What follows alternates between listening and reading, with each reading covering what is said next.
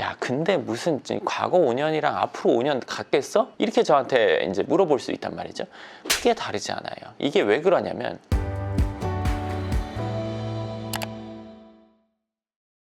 반갑습니다. 황선영입니다. 오늘은 건물을 살 때 수익률을 보는 게 좋을까, 내지는 시세 차익을 보는 게 좋을까, 아니면 뭐 둘 다 보면 제일 좋겠죠. 그렇지만 이제 둘 중에 어떤 게 더 무게감이 있는지, 어떤 걸 더 중요하게 봐야 될지에 대해서 얘기를 해보려고 합니다. 그리고 그거에 대해서 저희가 질문들이 있는 걸 취합도 해봤고, 저희 직원들이 새로 질문을 만들었는데,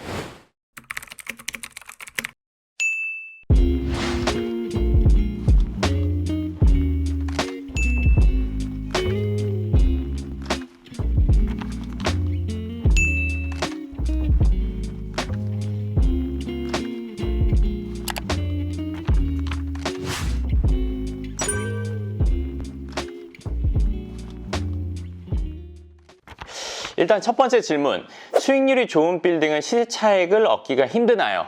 이게 일단은 모든 상황에 다 예외라는 건 있으니까 일반적인 얘기를 먼저 하고 예외적인 얘기를 할게요. 그러니까 수익률이 좋은 빌딩, 수익률이 높으면 시세 차익이 적냐? 일반적으로는 그래요. 수익률이 높을수록 1년 뭐 월세 수익률이 높다면 시세 차익을 기대하기가 점점 어려워져요. 그러니까 시세 차익이 점점 준다는 얘기죠. 예를 들어서 수도권이냐, 아니면 핵심지냐, 아니면 핵심지에서 뭐 강남, 서초, 송파, 아니면 뭐 여의도, 성수, 합정, 홍대 뭐 이런 쪽에 있는 것과 그 외에 서울과 그리고 경기도권과 경기도에서 멀어지면서부터 얼마나 멀어지는지, 그리고 이제 뭐 광역시냐 아니면 광역시 밖으로 벗어나느냐, 이게 벗어날수록 수익률이 높아진단 말이에요, 대부분. 그리고 안쪽으로 들어갈수록 수익률이 낮아져요. 그러면 시간이 지났어요. 시간이 지나 보면은 수익률이 높았던 곳의 건물들은 그 수익률이 그대로 유지가 돼요. 내지는 떨어지는 경우도 있어요. 수익률이 아주 높은 경우에는. 그렇지 않은 경우엔 유지, 아니면 조금 올라가거나. 근데 가운데에 있던 건물들을 보니까 대부분 수익률이 상승이에요. 이게 참 재밌는 게, 부동산은 2022년 5월에 사서 2023년 5월에 팔 게 아니잖아요. 대부분 4, 5년, 적어도 4, 5년이고, 일반적인 경우에 건물을 사면 뭐 10년 이상 갖고 있는 경우가 많죠. 그리고 평생 내가 지금 사서 뭐 30대 사서 40대 사서 50대 사서 평생 갖고 있다가 자녀들한테 물려주거나 상속을 위해서 파는 경우가 많단 말이에요. 근데 핵심지에 있는 건물을 보니까 처음엔 분명히 수익률이 낮았어요. 근데 시간이 지나면서 월세가 올라서 수익률이 높아지는 경우들이 허다하죠. 뭐 일반적으로 얘기한다면 수익률이 다 높아지죠. 근데 수익률이 높아졌다고 체감하지 못해요. 왜냐? 그 이유는 갖고 있는 사람은 느껴요. 이게 월세가 높아졌구나. 내지는 작년보다는 월세가 조금 점진적으로 상승해서 크게 체감하지 못하지만 그래도 몇 년 지나니까 높아졌구나. 근데 이 체감하지 못한다는 이유는 뭐냐면, 살려고 생각하는 사람들, 난 건물이 없는데 한 5년을 지켜봤어요. 건물의 수익률이 안 올라. 왜? 월세가 오르는 만큼 매매가가 올라가거든요. 그렇기 때문에 이거 수익률은 옛날이나 지금이나 똑같네, 오히려 더 낮아지네, 이렇게 생각한단 말이에요. 그리고 제가 하나 더 설명해 드릴 게 있어요. 오늘 제가 막 섞어서 얘기를 하지만 이거를 편안하게 한번 들어보세요. 이게 다 중요한 얘기라서 제가 중간에 빼놓고 얘기할 수가 없어요. 건물의 가격은 어제 50억이었던 게 오늘 55억 할 수 있어요. 그쵸?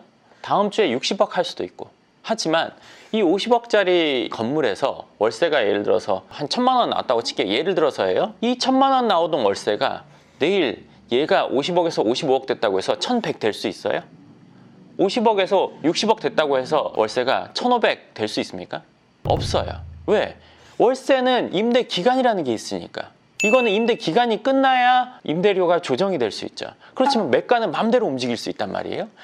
쉽게 말해서 아파트 가격 오르락 내리락 뭐 하루 만에, 한 달 만에, 몇 달 만에 움직이지만 전세 가격, 월세 가격 그렇게 막 움직일 수가 없어요. 왜? 이 기간이 있으니까 똑같은 거란 말이에요.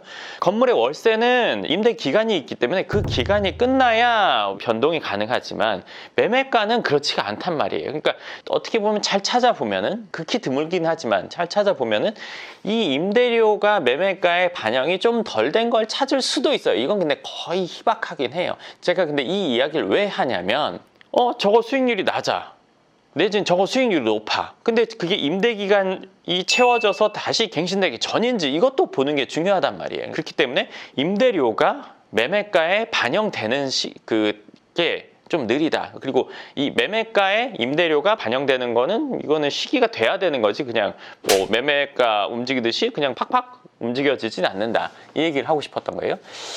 네, 다시 첫 질문으로 돌아가서 수익률이 좋은 빌딩은 매매 차익, 시세 차익, 시세 상승 부분이 일반적으로 확실히 약해요. 그렇기 때문에 건물 살려는 분들은 뭐 시세 차익도 좋지만 이거 수익률 너무 적게 나오는 거 아니야? 이 건물 수익률 너무 적게 나오는 거 아니야? 아 여기쯤 가보니까 여기는 많이 멀리 갔다는 얘기죠. 가보니까 이거 수익률이 뭐 1.5배인데 내지는 2배인데 야 수익률 1년 차이만 해도 얼마인데 이게 이 정도의 수익률이 나온다면 바로 살 텐데 아 이건 수익률이 너무 짜. 그래서 선택을 못 한단 말이에요. 수익률로 보면 이게 맞는데 1년 따져보니까 월세 차이가 뭐 5천 차이 나요. 뭐 1억 차이 나요. 뭐 2억 차이 나요. 그러면 이게 적은 돈이 아닌데. 근데 이거 아까 말씀드린 것처럼 건물은 대부분 5년, 10년 내지는 평생 보유한단 말이에요. 그러니까 1년으로 보면 월세가 5천만 원 차이 나네. 1년에. 내지는 뭐 1억 차이 나네. 뭐 한 3천만 원 차이 나네. 근데 요거 5년으로 생각해 보세요. 에이 뭐야 5년이면 5천이면 2억 5천 차이 나잖아. 1억이면 5억이나 차이 나는데 당연히 이거 하는 게 맞지 이렇게 생각할 거란 말이에요. 근데 그렇지가 않아요. 시세가 상승된 걸 한번 보세요. 그러니까 뭐 5년 전이랑 비교해 볼게요. 이 건물이랑 이 건물의 5년 전 가격이랑 수익률 보세요. 그럼 얘는 대부분 수익률이 오르긴 오르고 매매가도 오르긴 올라요. 근데 그 금액과 그 비율과 얘가 월세 오른 것과 시세가 올라간 거 한번 비교해 보세요. 5년이 지났더니 그냥 극단적인 예로 얘는 얘랑 월세를 따져보니까 1년에 5천 차이 나서 5년에 2억 5천 차이 났는데 근데 시세 차이가 얘랑 한 10억 차이가 벌어지는 거예요. 내가 2억 5천을 받기 위해서 10억을 포기했네? 소탐대실했네? 이런 상황이 오거든요. 이거 과거 5년 전, 10년 전을 이거 비교해 보면 명확하거든요. 야, 근데 무슨 과거 5년이랑 앞으로 5년 같겠어? 이렇게 저한테 이제 물어볼 수 있단 말이죠. 크게 다르지 않아요. 이게 왜 그러냐면 이해하기 쉽게 먼저 얘기를 해드리고 그 뒤에 설명을 좀 해드린다면 우리 학교의 전교 1등이 5년 뒤에 전교 1등 할 확률이 좋겠어요? 아니면 전교 중위에서 전교권으로 성적이 좋아지기가 쉽겠어요? 1등 하는 게 훨씬 더 쉽죠. 충분히 그렇다고 예측을 하잖아요. 근데 중위권이 있는 친구가 전교권으로 온다. 거의 다 유지인 거지 이 성적에서 이렇게 온다는 거는 사실은 쉽지 않은 일이잖아요. 그러면 야 그래도 부동산은 좀 다르지. 왜? 얘랑은 얘는 지금 오를 대로 올랐고 얘는 아직은 오를 그 여지가 많잖아 라는 얘기를 한단 말이에요. 자, 이 얘기가 언제부터 있었을까요? 수십 년 전부터 있었죠. 근데 이 오를 대로 올랐다는 곳 그때 가격에 멈춰 있나요? 아니면 여길 역전하거나 여기에 상승률이 훨씬 더 큰가요? 물론 지방에 개발이 안 됐던 뭐 세종시나 뭐 이런 것들은 개발이 돼서 많은 상승률이 있었어요. 그렇지만 건물을 산다는 입장에서 봤을 때는 여기를 선택해야 적어도 안정권. 그러니까 재테크에는 기본적으로 내가 손해를 본 확률이 최소화된 상황에서 플러스 알파. 그리고 월세를 받는다고 했을 때도 월세가 안정적으로 들어올 수 있는, 즉 임대 수요가 충분히 있는 게 기본이고 그 다음 임대료가 상승하는 걸 봐야 되는 거지. 여긴 지금 임대료가 좋아. 내지는 앞으로 오를 가능성이 막 클 것 같아. 내 생각에.